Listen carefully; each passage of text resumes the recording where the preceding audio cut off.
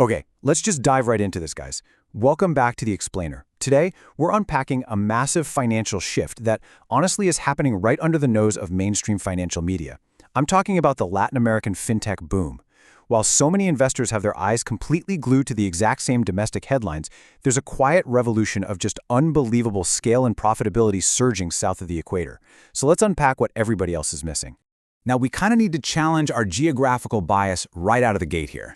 Because the most exciting, high-growth financial stories happening today, they aren't necessarily being written in Silicon Valley.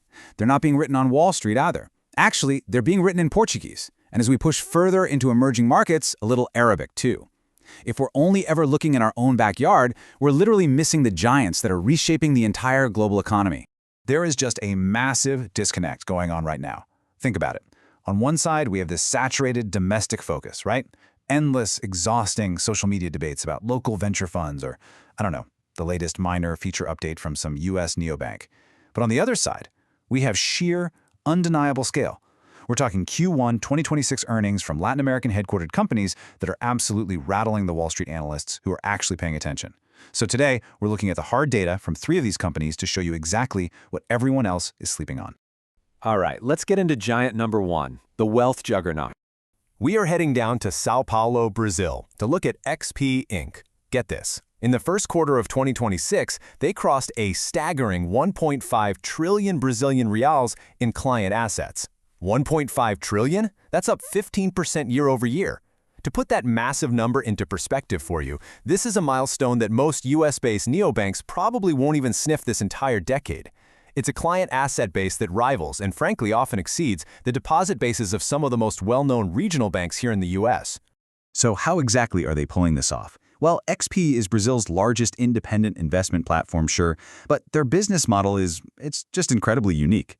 The best way to think about it is, imagine if you took this slick retail trading appeal of a Robinhood, right? You smash that together with the massive, deeply trusted wealth management infrastructure of a Fidelity.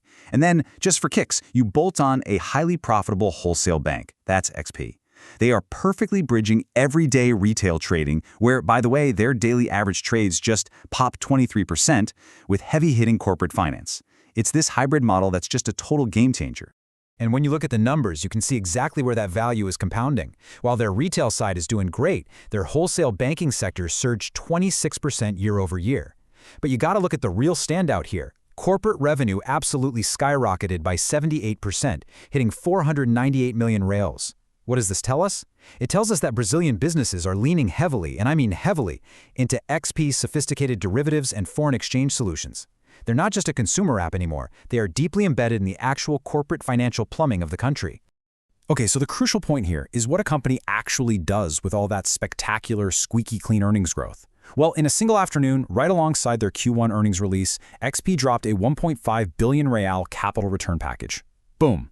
That breaks down into a 1 billion real share repurchase program and a 500 million real dividend. They literally turned 1.5 trillion in client assets into cold, hard cash returned directly to shareholders. I mean, making this arguably the absolute cleanest fintech earnings day of 2026 for a company that a lot of investors probably couldn't even point to on a map. Moving right along to giant number 2, the resilient OS. Let's take a look at StoneCo. Now, their first quarter narrative is very different from XP's. It was a much messier quarter in the trenches, honestly, but it really proved the incredible resilience of their business model. Depending on your time horizon, their quarter either totally disappointed or totally impressed. On the top line, they delivered a really solid revenue beat, hitting 3.58 billion reals.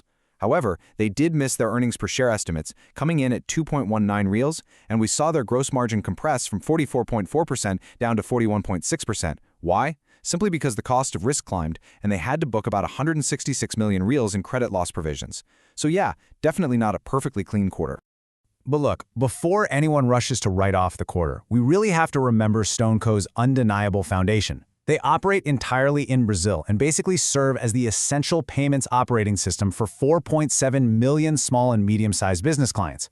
4.7 million! That client base is up 13% year over year, by the way. Plus, their credit portfolio actually grew 14% sequentially up to 3.2 billion reals, and their total payment volume hit a massive 137 billion.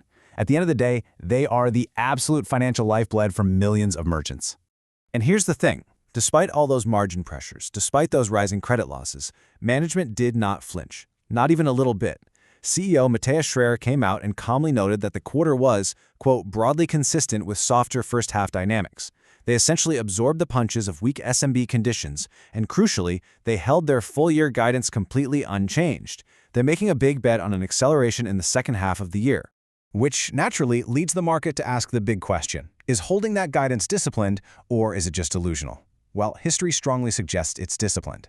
There is a serious hidden strength buried right beneath that headline EPS miss.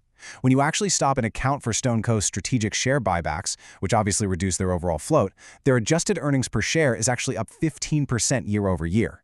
They are quietly, methodically consolidating their strength while weathering a really tough macroeconomic cycle. Let's move on to giant number 3, quietly conquering the global south. So if XP is the wealth juggernaut and StoneCo is the domestic OS, DLocal is the undisputed cross-border king, hands down. Their growth trajectory is, honestly, it's almost hard to wrap your head around. 10 years ago, DLocal processed about $100 million in total payment volume in a single country. Fast forward to the last 12 months, they have crossed $47 billion in TPV across the developing world. In the first quarter of 2026 alone, they processed $14.1 billion. Let that sink in. They are now processing more in a single quarter than they did in their entire first year of existence. It's just wild. So how on earth are they achieving this kind of scale? Well, DLocal is essentially building the exact infrastructure that massive domestic players desperately wish they had in emerging markets. They're operating in over 60 countries now. They actually just added Algeria, Qatar, Kuwait, and Oman to the roster. They hold 38 distinct financial licenses across 26 incredibly complex regulatory markets. And the real magic here? They offer global merchants the ability to move money from Brazil to Nigeria to Saudi Arabia to Vietnam, all through one single API. Because they solve such a massive migraine-inducing headache for global merchants, their client retention is completely out of this world. We're talking a revenue retention rate that has exceeded 140% for 4 consecutive quarters.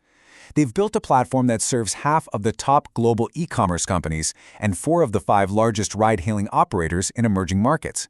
It's the ultimate sticky product. Once a company plugs into DLocal, they don't just stay, they exponentially grow their volume through the platform. Which brings us to the through line for all of this. The story is here. Whether we're talking about XP's massive assets, StoneCo's millions of merchants, or DLocal's absolute cross-border dominance, the recurring motif across all of them is undeniable: immense scale and deep, deep profitability. Which brings us to a question that honestly, you really have to ask yourself. Do you still think the edge of fintech innovation stops at the Rio Grande?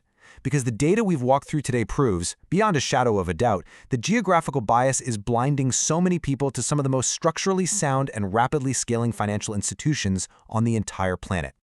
I want to leave you with one final thought from our source material today. Quote, "The story isn't coming, it's already here. The companies building the true future of global finance, they aren't waiting in the wings. They are operating at a massive scale today, right now. It is officially time to pay attention to the global south." Thank you so much for joining me for this explainer, guys. Keep learning, keep questioning those assumptions, and I'll see you next time.